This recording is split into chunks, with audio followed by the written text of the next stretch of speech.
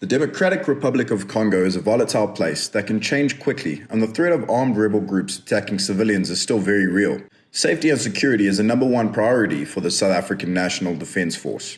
DefenceWeb interviewed Major Clint van Jaarsveld, the head of operational security and security awareness for the South African contingent deployed in the DRC. Well, currently in the DRC, being on my first deployment, I think you've got to take note of the fact that it's a reasonably volatile area, and it can change from minute to minute. The situation can change from being very calm to volatile at that time. The groups within the DRC itself, being the armed groups and the elements against the politicians of the day or the government of the day, are still fighting for territory as such. So there's a lot of skirmishes within and around the area that you may not always know about. Well, the ADF presently within the DRC itself, there are various armed groups that are also established in the DRC itself, and they basically fight for their own territories within the areas. So you'll have armed groups fighting amongst one another as well for territories around the DRC. Bearing in mind the DRC, there's a lot of the ground is very rich and so forth. So they fight for possession, for territory, and for own survival.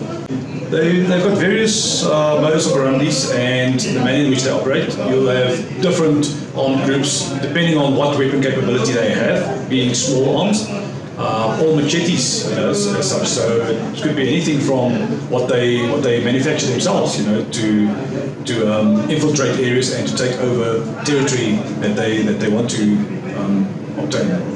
Pushing them back, I wouldn't want to comment too much on that part of it, being within the MONUSCO environment and the UN mandate. But they are being pushed back, and with all the forces within this area, our basic responsibility is to protect the local population against these armed groups. But they're being forced back.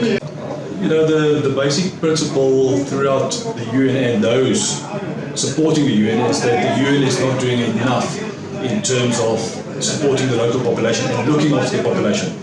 So not entirely my own opinion, but the UN is trying, and us being under the UN, trying to protect the local population and providing them resources, and securing the resources and territory for the local population as such. So the basic idea is that the UN is not doing enough, and then the armed groups would utilize that, to discredit the UN and the activities here. Well, one or two aspects, within the UN, they would put out pamphlets and they would market themselves and communicate with the local community. There's a lot of interactivity with the chiefs of the various communities as well, and you'll find that once there is area of concern or where something has happened, then the local population may turn around and say, the UN is not doing enough.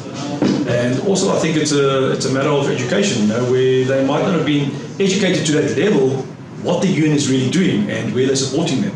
There's a lot of behind the scenes elements, and in terms of security. When I refer to the word security, I refer to safety and security, for your own personal safety. So I basically do the security awareness for that in terms of safety and the aspects that you need to focus on or concentrate on for your own safety in the area. So I think a lot of South Africans would think that we are just fighting, but there are smaller behind the scenes elements, such as, if I may mention it, such as the Ebola virus within the DRC. So there are those health issues, there are those safety concerns, there are those personal hygiene issues. And putting that all in a nutshell, I put it all under the banner of safety and security of own forces. So to make them aware of what is in and around the area of operations and within the mission area, and to secure their own survival.